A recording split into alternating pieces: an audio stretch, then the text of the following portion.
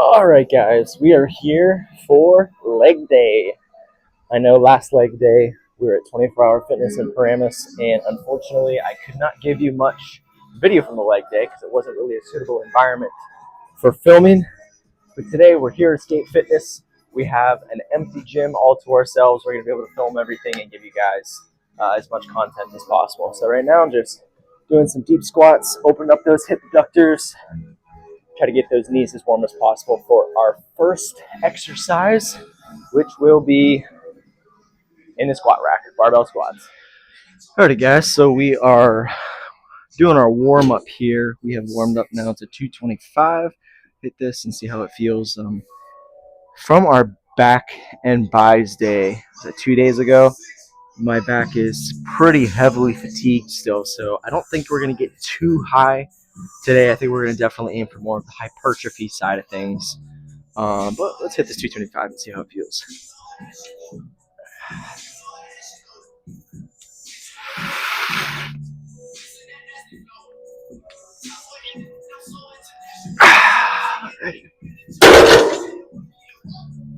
Not too bad, not too bad. Let's throw a little more weight on. One thing I definitely took a couple years to learn is it's not ego lift, which was kind of depressing because I couldn't even sling around that much weight, so I was ego lifting a small amount of weight, which is pretty embarrassing. But learning that is almost effectively useless. Not useless, because you see these Ronnie Coleman videos and you see Tom Platz and they're slinging the weight around. Obviously, there is some value to that. But learning to slow down, use proper technique. I would much rather get a 315 deadlift with proper form using proper technique, slow and controlled, than a 335 deadlift that I broke form and almost threw a disc out. So, all right, I'm going to quit yapping. Let's hit this.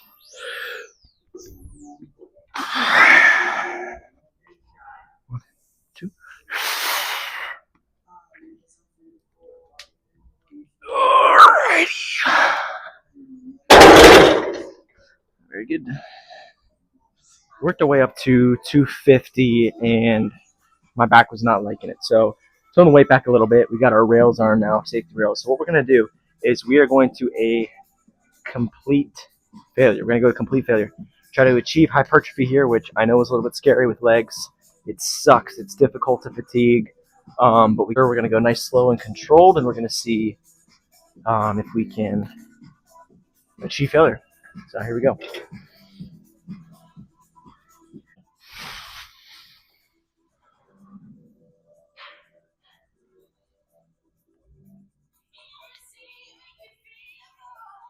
Ah.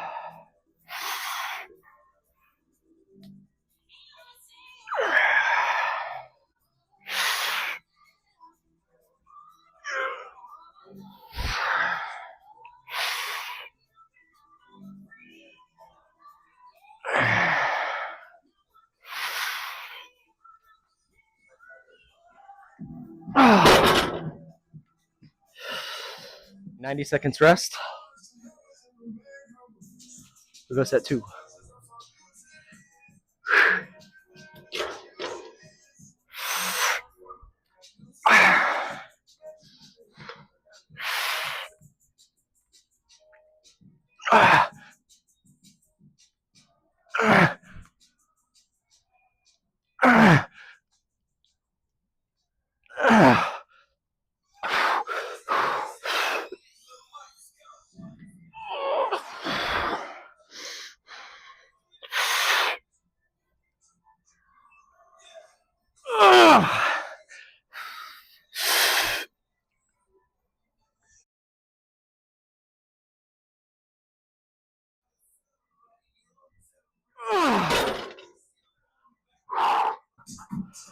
Alrighty, last set here.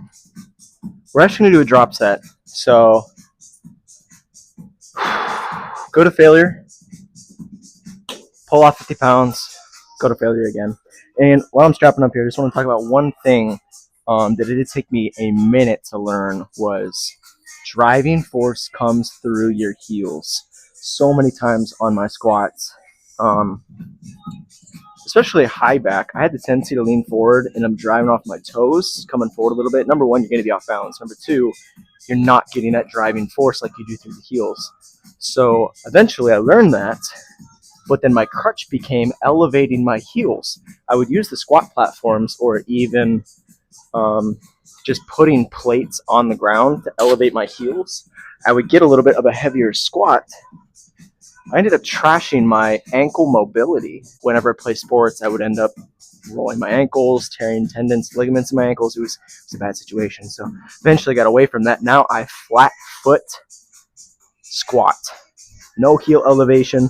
Flat foot squat with flat soled shoes as well. And I found that really helps me drive through my heels and keep my balance and retain my ankle mobility. But that's just a little sidebar. Okay, let's wrap up here. Go to failure with our drop set. This is gonna suck.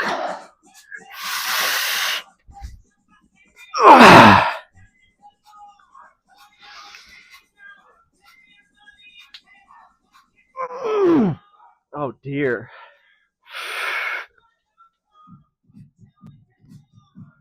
Oh, I'm fatigued.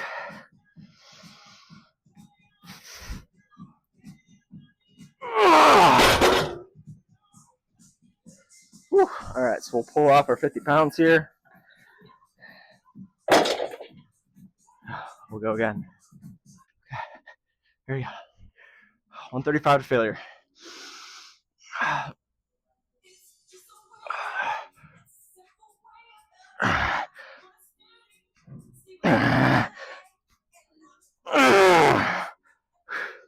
Get a pause rep in.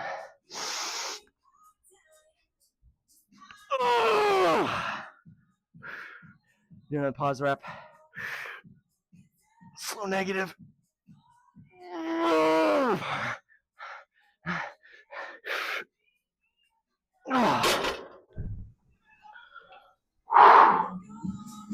Quads on.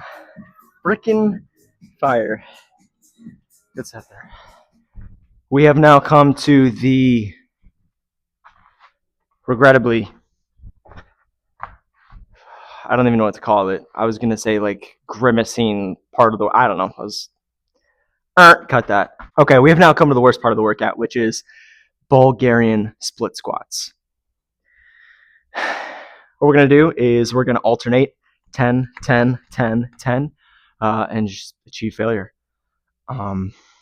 One thing it did take me a little while to learn is how to set up properly for Bulgarian split squats.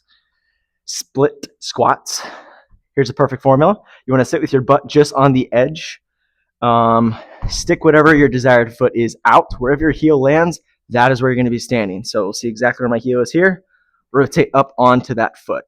So now this is the proper distance from the cushion behind you. You then are going to use the top of your foot to come back and stabilize yourself like such. And this is the proper distance, the proper setup for Bulgarian split squats. Split squats. So we got this here. We go 10, 10, 10, 10 until we achieve failure.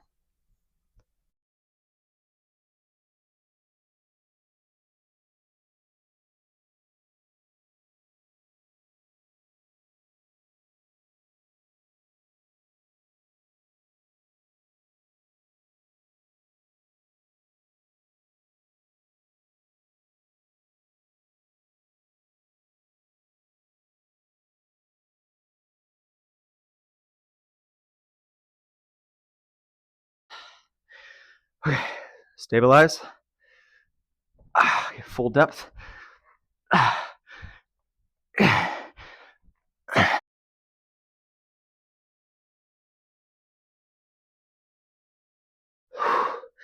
Switch back.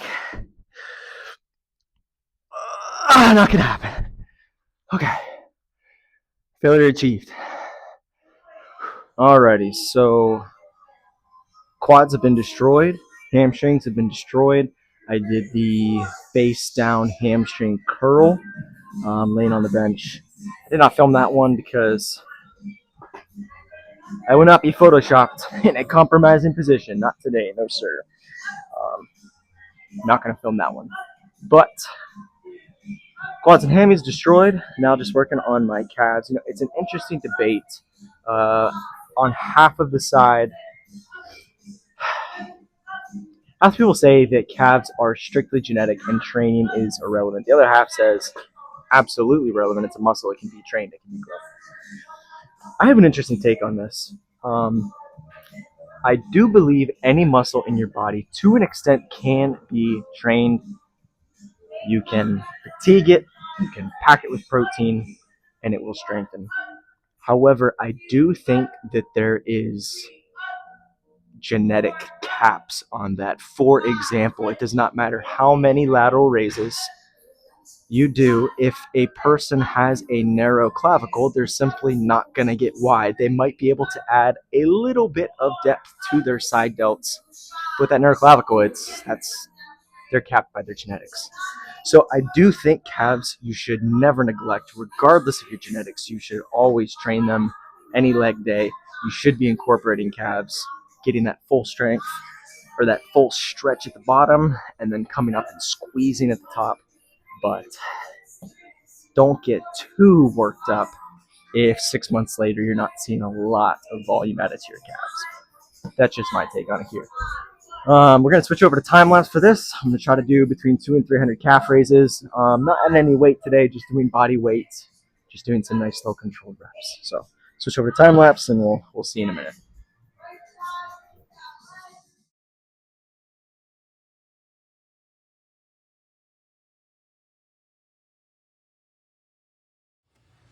End of the video here. Just want to show a little post-workout meal. This is something we like to whip up. We just call it taco bowl, but it is 2 pounds ground beef with Rotel tomatoes, some sweet corn, black beans, and we typically spice it up, throw a little sriracha on there, and some low-fat sour cream. So perfect post-workout meal, high protein, nice and healthy, and that'll do it for today's video.